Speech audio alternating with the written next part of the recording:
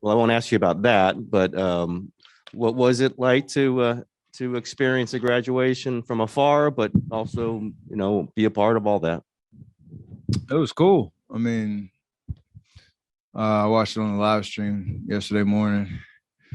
It's pretty early. It's cool to kind of relive the sights and sounds of school and campus and all that. This is a long time coming, obviously, since I left campus as a goal to finish. Just as obviously a sense of accomplishment, but a promise I made to my mom and Coach McKillop when I left after my junior year. So it was pretty special. They had the fat head over on campus in my honor. And Coach throws a party at his house across the street from campus every year for all the graduating seniors. And they got a picture of the graduating class of this year and them holding up the picture of me in front of it. So I didn't get to experience that back in 2010. So it was cool. What do you think about this Dallas matchup? I mean, they're obviously playing really high level. You have a lot of guys that have shined this playoff run. Obviously, Luka's doing what he's doing, putting up crazy numbers. The way he finished out that series was pretty special. Obviously, what Jalen did in the first round to get them out of that, Jazz series and what he's done the whole time since. Spencer coming off the bench, providing a huge bump. Finney Smith knocking down crazy shots, and they've tried to step up their defense. So it's a tough matchup. We obviously know we have to be prepared on both ends, and we got to be locked in on, our game plan, understanding that things will change as the series goes on once we get a better feel for what they're like in a playoff, series game after game. But in the Western Conference Finals, figure it out. Try to protect home court like we've done, so far this playoff run, and get off to a good start. I'm going back to your degree. First, why sociology? And second, did you have to write a thesis to graduate? Why sociology? That's a good question. Back when I was in school, it was between that and math for me, and it was just, yeah, exactly. So, some people choose communication. I wasn't an offering at Davidson in terms of the whole liberal arts education that we get, but sociology was, I took a couple classes, I think my freshman, sophomore year, that I enjoyed, and saw it through there. I did have to write a thesis.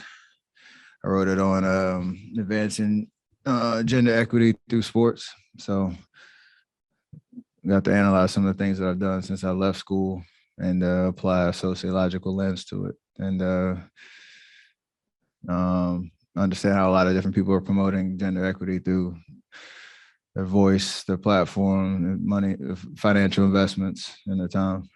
You had to get your degree in order to have your number eventually retired by Davidson. What would that mean to you? You've seen a lot of other guys have that ceremony. What would it mean to you? That was a huge part of just the full experience of, now being an official alum, and understanding the traditions of Davidson, the necessity for that degree to have that ceremony. So we'll see. I don't know. We haven't figured out when that'll be or anything like that, but it'll be special to kind of cement an amazing time of my life while I was there. All the teammates that I played with, Coach McKillop, who's still there doing his thing, representing the program that he built, and being part of that history means a lot. Steph, Gary mentioned to us yesterday a project where you talked to guys with tattoos. Was that part of this? Oh, yeah. You don't know the whole thing. That was a separate class, but my guys helped me out on that research project that I had to do. So they got to talk about some of the any tattoos that they want to share, the meanings behind them, and all that type of stuff. And I got to use that as some solid data. Was that a paper you wrote? Yeah. What was it called? What class? It was just analyzing tattoos and culture, but from an athletic lens, I guess, in terms of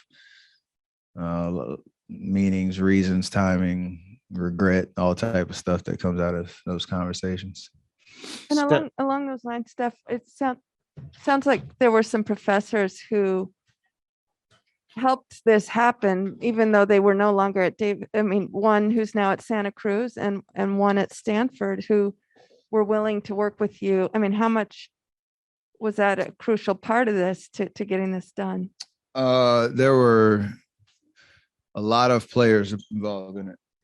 Dr. Jessica Taft, who's the one you're talking about, Gail Kaufman, who was a sociology chair at Davidson, who was my advisor the whole way. Jennifer Ocker Smith, who's a professor at Stanford out here, who helped me kind of create a framework of how I was going to be able to get the work done. Dr. Clark Ross, who's a professor still at Davidson, who I got to talk to over the last 3 or 4 months, and Chris Clooney, who's the AD at Davidson, who was a graduating senior the year before I got there, who's now the head AD, who's been a huge part of organizing things on that end to make it happen. Obviously, getting to do the work, but all those people play a huge part in making it possible. So, shout out to them. Steph, Dylan Brooks mentioned it specifically, but it came across in some of you guys' comments too. It kind of felt the young guys coming after the experienced guys, the old guys, whatever you want to mention it. It felt a little generational. Now you got Lucas 23. Is that, I don't know, on your mind that this is, I mean, you got younger people trying to take what you have and you can feel this, is there a little dynamic there on this? We don't have anything right now. So, you have 1-3 done. No, we don't have anything right now. That's the mindset of like us being greedy in terms of what we're trying to go after. There's more so just the, I guess the acknowledgement of like how funny it is when I look at some of those guys and you remind them how young they actually are. Like Jason Tatum's 24, Lucas 23, you got Ja was 20, whatever, 22, whatever he is. So like,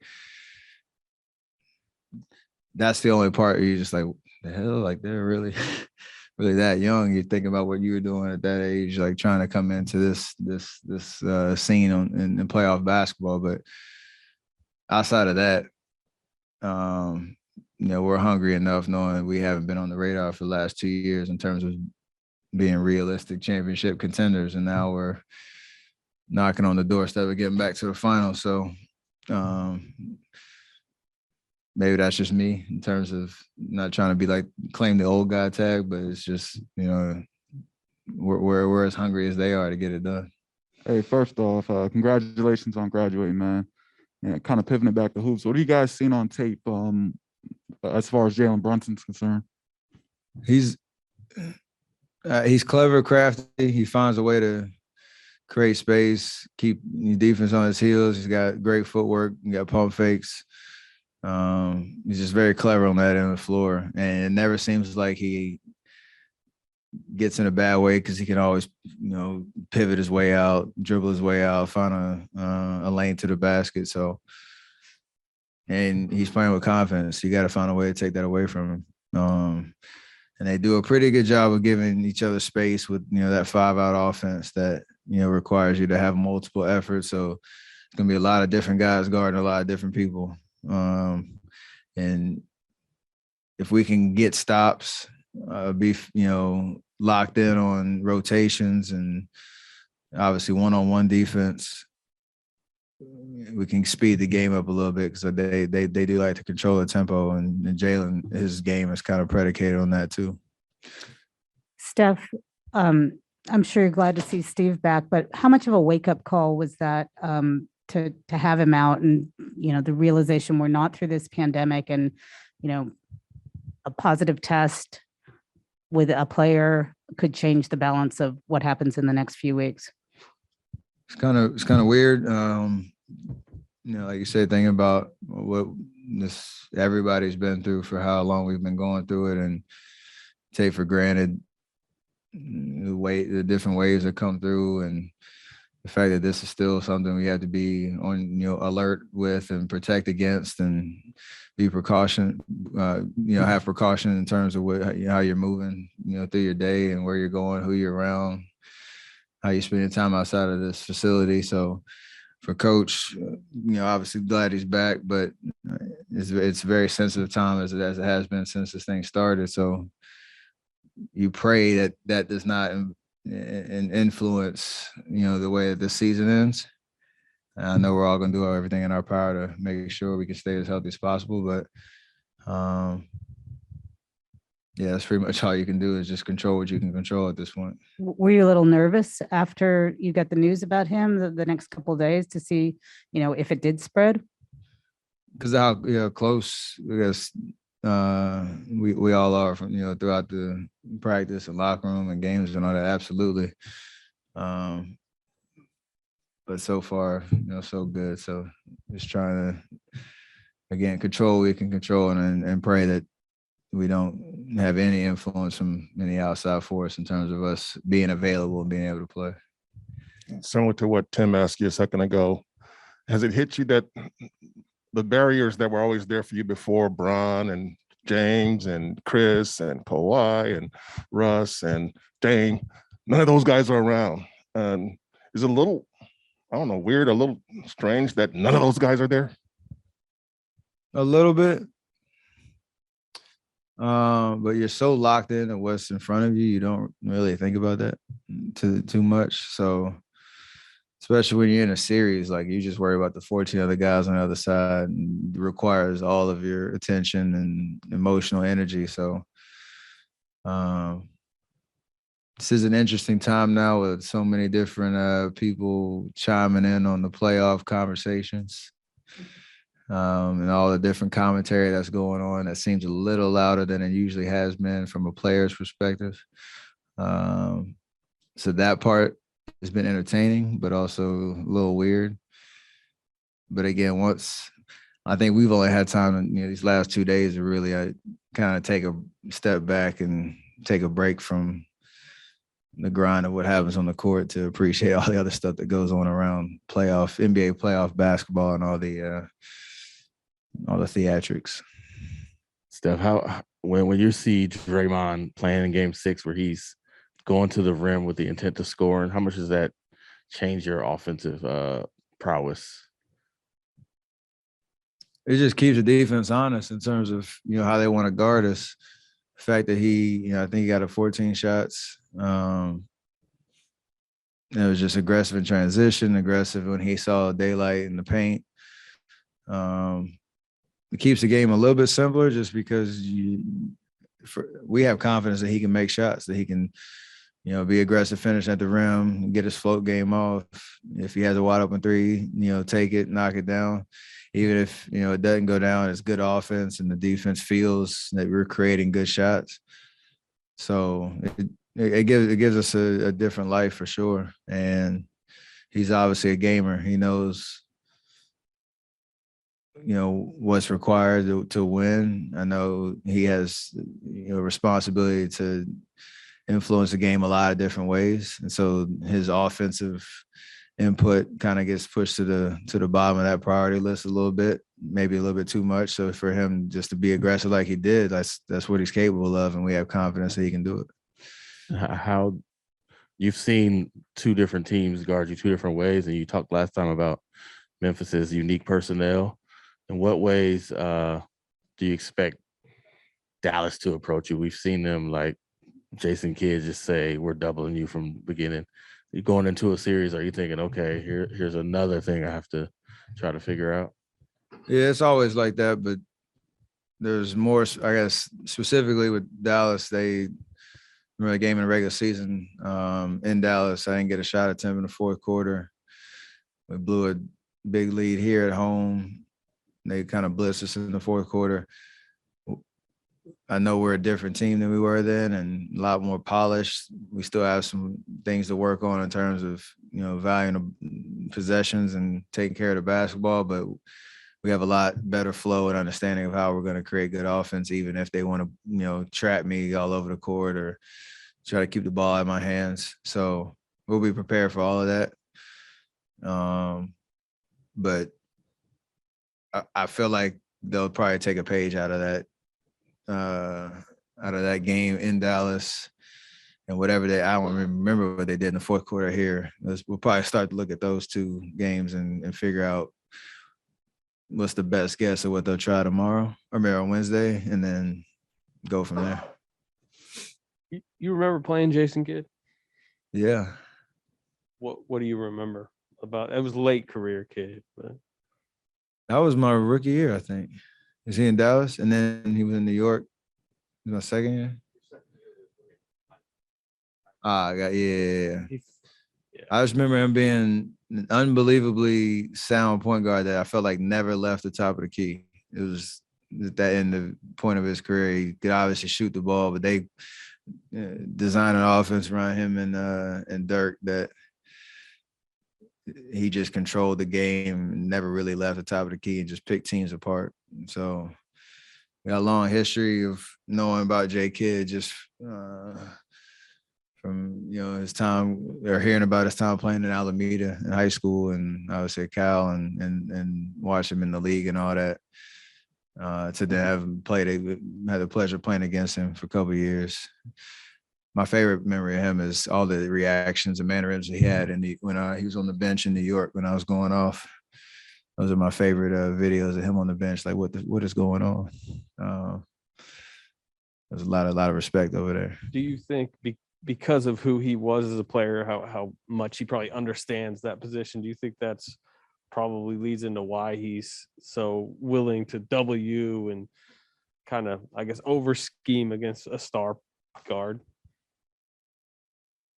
I'm sure he remembers what it was like when teams tried to do it to him for sure, but that sounds like good coaching. So he wants to be a good coach. That's what you do. Steph, what do you remember about the We Believe series between the Mavs and Warriors? The what? The We Believe, that series. I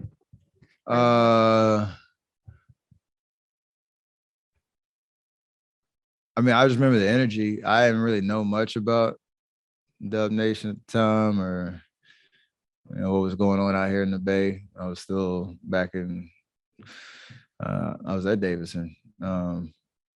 Watching the playoffs, so you could just tell how electric the building was coming out, coming through the TV.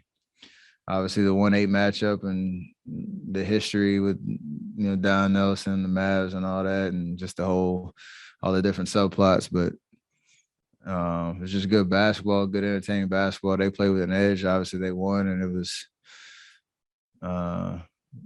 it's what you heard about ever since.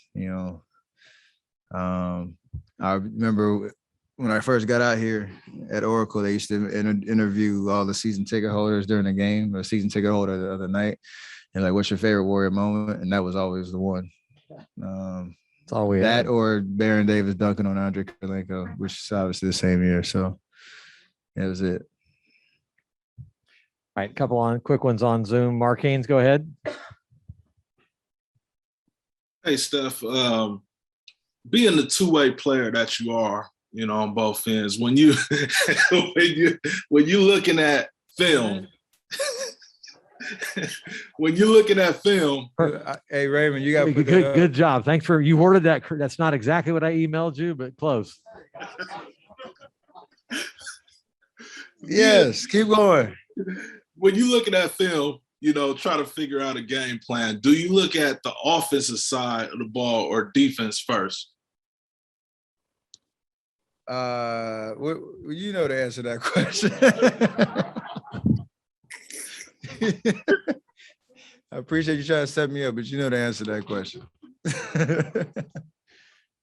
All right, Scott Ossel, your hand's still up. Did you have a question? Yeah. Hey, Steph, a two-parter on turnovers. First of all, are you worried about the turnovers? Are you doing anything to address turnovers? And the second part is Kerr said that he's not even going to mention turnovers to you guys. Is that true? He mentions that he's not going to mention it. So there's a subtle difference to that's just what we do. I'm not going to mention it because he's been mentioning it for 8 years and it still comes up to bite us at times. like we always say, it's just being mindful about the type of turnovers that you have. Like, it's interesting because everybody touches the ball every possession and everybody's moving around. Like they're kind of spread out amongst us all, and it seems like it's a lot more than to us. It feels like at times on the floor. It's not like one guy's just racking up 5, 6, 7 every night. It's just kind of a spread out just because of how we play. But we understand that if we want to hit our peak in terms of just offensive explosion and the ability to put it together every night, we have to keep those down, because keeping it down means we're getting good shots at least, and usually marginal shots for us are good shots, and good things kind of come out of that. So we'll keep it a focus and hopefully, figure it out. So you mentioned after. Go ahead, Scott. Okay, sorry. No, that's okay. Okay. All right, I'll go. You mentioned after the game, Wiggins smiling it's a good thing when he smiles. Dumb question, but why are you guys always like looking to him? Why is he so important? Is he just kind of a barometer for you guys? Or you just like him a lot? Why is Wiggins' smile so important to you? Because we understand what he's capable of in this league, and like all the things he's gone through in his career, from #1 pick to having some amazing statistical years in Minnesota, but not having really much to show for it, to come in here. Like, we understand that he can impact winning basketball, and for him, it's just a matter of if he's locked in and engaged in terms of what that actually means in terms of what he focuses on the court, and that's being physical in defense, taking those matchups seriously, taking on the challenge of it, rebounding basketball, and then just being aggressive on offense, either attacking the paint or taking open shots. And when all that happens, like, he has a different impact on the game that we all appreciate and know makes us better. And him smiling as a result of him just enjoying what that means and the result of all that. So even when he dunks on somebody, we just want him to yell, like, get a tech one time. Like, no, I just want him to, whatever the taunting word is for how they view text now, just go do that one time. Like, we just want to see him just enjoy what he does out there, because he can impact winning. All right, one last one on Zoom. Connor, go ahead. Hey, Steph. I heard that you basically had a little bit of a Mother's Day surprise for your mom in terms of your Davidson degree, letting her know that you're going to graduate this spring on Mother's Day. What was that moment like for you? And what did that mean for you? It was special. I was on FaceTime. She wasn't in town, but she's a lifelong educator. I grew up going to her Montessori school in Charlotte, or Huntersville, North Carolina, for 6 years. And then when I went to Davidson, that was a huge part of that experience and that decision, because it's such a highly rated, highly ranked college on an educational front, and for us to balance that in basketball. And then when I left, I knew that was a huge part of seeing something through, was to eventually finish my degree. And that's why I made that promise to her I would. She made the joke, though, like, for the last 10 years, she just got to brag that 2 of her 3 kids are college graduates.